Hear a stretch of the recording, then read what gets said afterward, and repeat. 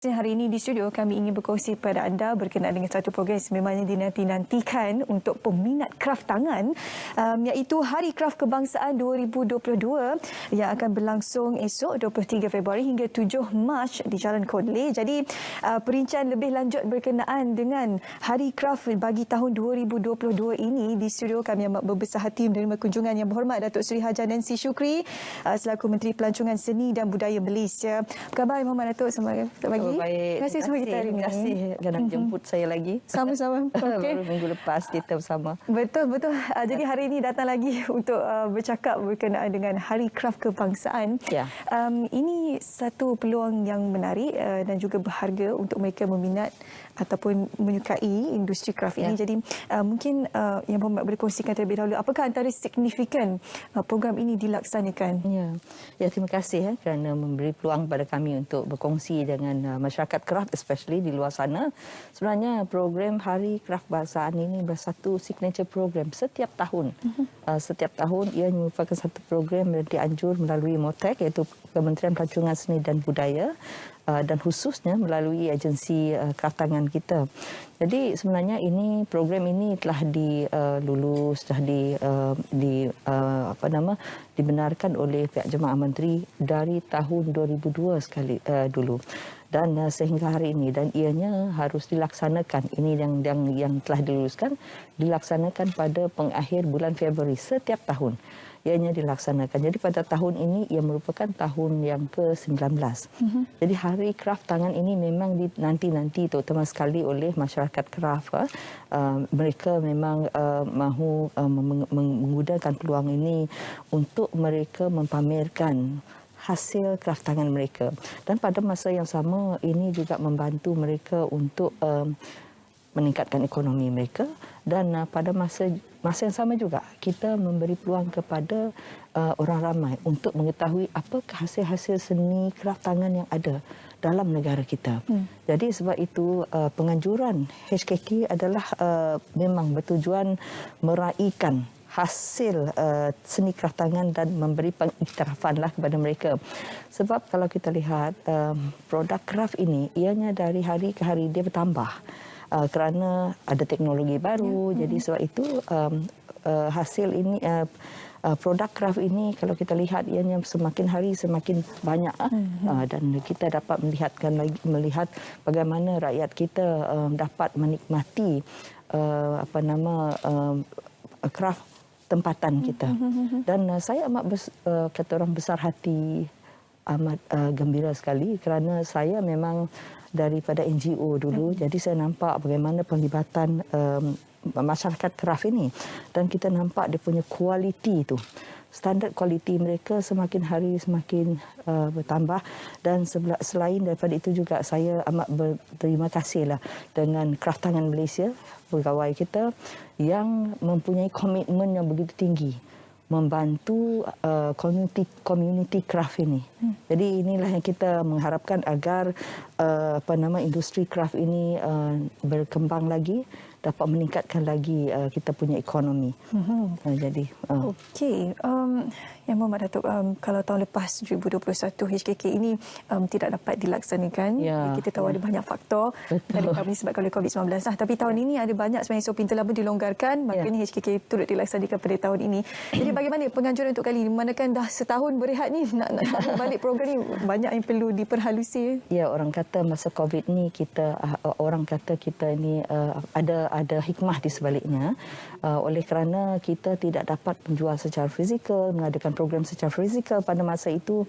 Saya ingat masa tahun 2020 saya mula masuk sebagai menteri, tugas kita ialah untuk memikir bagaimana kita nak membantu rakyat yang di bawah skop bidang kuasa kami. Jadi terutama sekali kraf, saya minta cari jalan kita bagaimana kita boleh membantu mereka. Jadi maka sebab itulah kita menganjurkan virtual hari HKK ini secara virtual. Jadi bukan itu saja, kita dapat melihat yang virtual ini, kalau dulu orang banyak tak tahu pasal QR code semua itu. Dengan adanya COVID itu, maka orang kata teknologi itu makin dipercepatkan, dipermudahkan untuk kita mengenali dan juga menggunakannya. Kalau kita lihat, kalau dulu dari tahun 2003 sehingga tahun 2020, kraft tangan saja kita dapat menjana hasil 254.4 juta ringgit. Kira banyak tu untuk menyumbang kepada ekonomi kita, menyumbang kepada KDNK kita juga, sebab sektor pelancongan ini yang menyumbang sebanyak 15.9 di antara yang kedua sektor yang telah menyumbang kepada KDNK negara.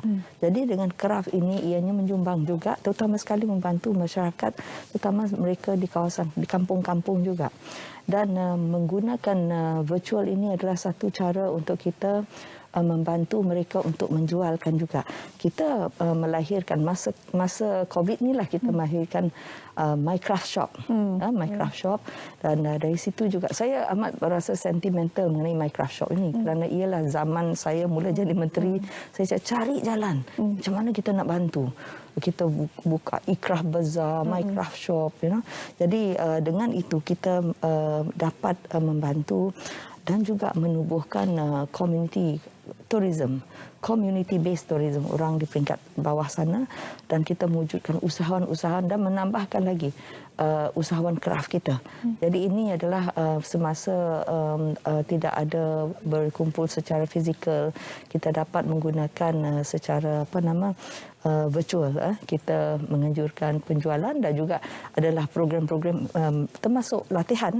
Latihan kita, saya nampak ada orang yang pandai buat sesuatu produk yang tidak pernah kita lihat dulu. Saya cakap panggil dia. Kalau dia tidak dapat ajar secara fizikal, so dia mengajar secara virtual. Jadi di situ kita juga melahirkan produk baru, kita melahirkan juga usahawan baru. Malah kami pergi ke ulu-ulu, kawasan ulu-ulu yang sukar untuk dipergi, dan kita mengajar teknologi untuk membuat batik menggunakan eco-print, ambil daun kat belakang tu. Tapi perlu diajar secara teknologi, dia perlu ditunjuk kepada mereka bagaimana kita nak membuat produk-produk baru. Jadi melalui virtual juga kita dapat melahirkan dan menjual banyak produk juga. Jadi yalah, apabila kita dapat capaian kraft, hasil kraft daripada mereka yang berada di kawasan yang sukar untuk dikunjungi, ini memberikan peluang untuk mereka yang berada di kawasan pedalaman tersebut untuk memberikan pendedahan yang lebih mendalam tentang hasil seni yang mereka lakukan di kawasan-kawasan mereka. Jadi untuk penganjuran tahun ini, saya kira akan ada tema dan juga konsep ini tersendiri dalam kita menyatu padukan keluarga Malaysia yang bakal menghadirkan diri KHKK ni, ya? Ya, memang pun tema kita ialah untuk mewarnakan untuk meraihkan kraft ini. Jadi saya nak tengok, takut saya silap sebut dia punya tema ini. Konsep dia memang ada, tapi tema kita mewarnai kraft, mewarnai keluarga Malaysia. Itu yang perlu kita ketengahkan. Sebab ia mewarnai keluarga Malaysia melalui produk-produk yang dihasilkan. Dan perlu dikatakan, dikongsikan di sini, konsep kraft kita ini dia pelbagai, kerana ia datang daripada komuniti dari pelbagai tempat. Sekarang ini agak memudahkanlah untuk kita, kalau kita tidak dapat pergi ke sana, kita boleh minta mereka menunjukkan melalui teknologi, menggunakan virtual, mereka boleh menunjukkan, maka kita boleh membantu. Jadi sebab itu kita dapat melihatkan hasil-hasil kraft tangan kita, misalnya tekstil saja. Dia punya bahan tu sudah bertambah sampai menggunakan, orang kata linut.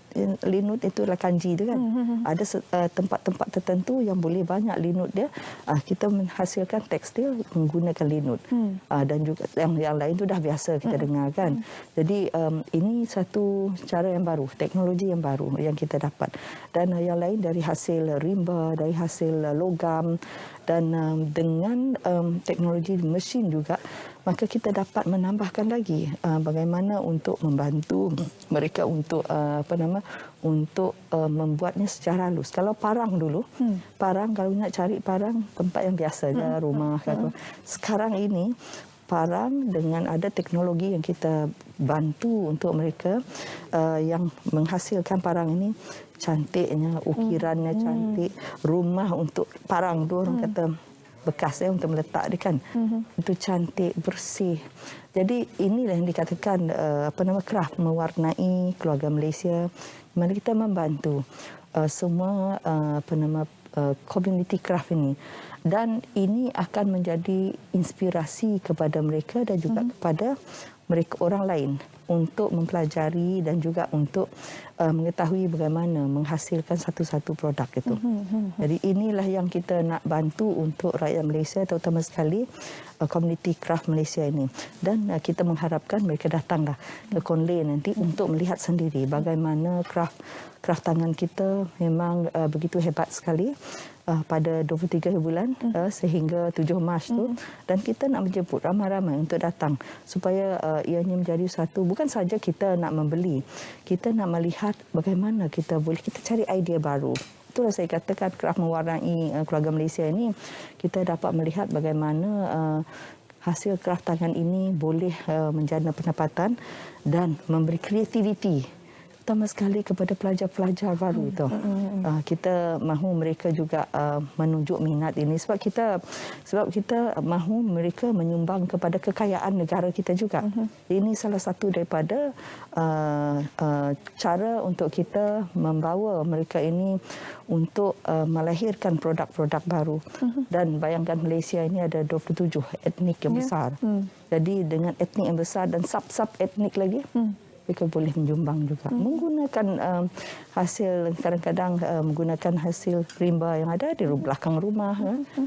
So kalau mereka di tempat yang jauh, di ulu-ulu macam kita dulu pergi ke Baklalan, mana dah nak cari barang-barang moden kan, material dia atau bahan-bahan dia, pergi ambil daun, itu yang dia tunjuk bagaimana buat batik. Lepas itu mereka boleh menghasilkan batik sendiri. Lain daripada itu juga kita menghasilkan, kita banyak adik guru sekarang ni. Kita mengiktirafkan mereka sebagai adik guru supaya mereka ini akan boleh menyumbang lagi. Ramai orang akan mengetahui inilah adik guru dalam bidang-bidang tertentu, maka mereka akan dapat membantu dan juga memberi menjadi menama kita, jadi nama kita dalam peta negara, dalam peta dunia. Ini yang kita nak kata orang nak galakkan. Ya. Yalah, kerana hasil kraft ini merupakan identiti kepada sesuatu negara. Betul. Sebenarnya bukan saja boleh menarik minat masyarakat Malaysia secara domestik, tetapi di luar negara juga. Itu adalah antara salah satu faktor yang menyebabkan mereka untuk datang ke Malaysia dan pelancong, dan ini akan menambahkan lagi pendapatan ekonomi. Sebahagian dari pelancongan. Okey, jadi di samping itu, yang Berhormat Datuk boleh kongsikan apakah antara pengisian lain yang akan dilaksanakan sewaktu sepanjang penganjuran HKK ini? Ya, dia banyak. Selain daripada penjualan tu, dah ada juga yang akan mengadakan demonstrasi bagaimana sesuatu produk tu dihasilkan. Tetapi ingin saya nyatakan sini, dalam kita menjual produk-produk ini, tapi produk lain dari segi makanan juga ada, dan pakaian, dan produk-produk yang macam tiffin itu kan. Semua kita nak menunjukkan bagaimana kepelbagaian community craft kita dari pelbagai kaum, dan mereka melahirkan kreativiti mereka. Jadi ini yang akan ditunjukkan juga. Adalah pertunjukan, adalah yang seni lain tu, hiburan, semuanya ada. Kita hiburan tak dapat lari daripada kita ni, dari Motek ni. Sebab itu adalah salah satu daripada cara kita untuk untuk menarik minat orang ramai. Kadang-kadang orang nak berehat sekejap, tengok siapa yang menghiburkan kita. Dan so ada juga main muzik tu, dia punya bahan tu adalah daripada craft, macam sapek, dan yang yang dari Terengganu tu, yang macam pasu tu atau air minuman tu. So Ya, kepelbagaian itu kita nampak. Jadi semuanya akan dipamerkan dan akan ada juga yang berjual lah. Kita jual. Jadi ramai-ramai lah kita jemput untuk datang supaya mereka dapat membantu untuk menyumbang kepada ekonomi industri kraft ini. Okey. Saya difahamkan akan ada penampilan khas yang akan ditonjolkan nanti yang Muhammad Datuk. Siapakah kalau tak nak bagi tahu semua mungkin boleh bagi teaser sikit ke penampilan khas tersebut. Ya, kalau saya beritahu orang tak datang. Kita nak orang datang supaya mereka tahu. Kita nak menjemput orang ramai. Jadi biarlah penampilan khas itu ini datanglah. Datanglah terutama sekali pada hari pertama itu hari kita merasmikannya besok 23 dan banyak lagi lah pengisian dari negeri-negeri lain juga ya. Jadi datanglah kalau ni ada yang akan jadi istimewa lah yang akan datang ke sana. Ya.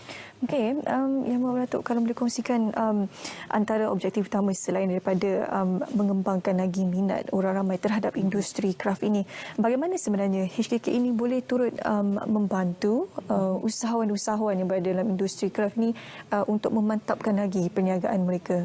Ya, sebenarnya melalui HKK ini, penganjuran HKK ini seperti yang saya kata boleh mempamerkan. Pada masa yang sama mereka juga boleh berjual. Jadi dari situ orang akan mengenali apa produk kita dan pada masa yang sama juga kita nak menunjukkan ini di mata dunia dan insya-Allah melalui ini kita boleh boleh menghasilkan menunjukkannya ke peringkat antarabangsa dan malah ada sudah berjumpa dengan saya untuk nak menjual batik kita batik Malaysia di luar negara dan membuka dia punya kata orang macam kedai di luar sana. Jadi kita nak menunjuk seni-seni kita ini untuk mereka menjadi usahawan yang boleh diketengahkan di luar negara juga. Jadi ini cara kita dan HKK inilah memberi peluang meluaskan pandangan mereka dan juga meluaskan cara mereka untuk dikenali oleh ramai. Kiranya HKK sebagai salah satu platform. Memang itu platform untuk membantu mereka dan insya-Allah lah akan menambahkan lagi ekonomi. Insya-Allah. Okey, baik. Menyumbangkan Terima kasih kepada Yang Berhormat Datuk Sri Hajah Nancy Shukri selaku Menteri Pelacuran Sendirian Budaya Malaysia bersama kita hari ini. Terima kasih juga. Kalau ada masa datanglah. InsyaAllah kita baru tahu apa yang kejutan ke apa itu. Sama-sama kita nantikan. Dan saya tak cakap tadi pasal ada voucher RM30 tu. Setiap RM100 nilainya ada voucher RM30. Jadi ada diskaun lah tu. Menarik tu, ada banyak promosi yang anda tidak boleh terlepas. Jadi sama-sama hadirkan diri pada 23 Februari itu esok hingga 7 Mac ke Kompleks Kraft Kuala Lumpur Jalan Kon Leh untuk sama-sama menyaksikan kemeriahan HKK 2022. Terima kasih yang bersama kita hari ini. Terima kasih kerana menjemput kami. Sama.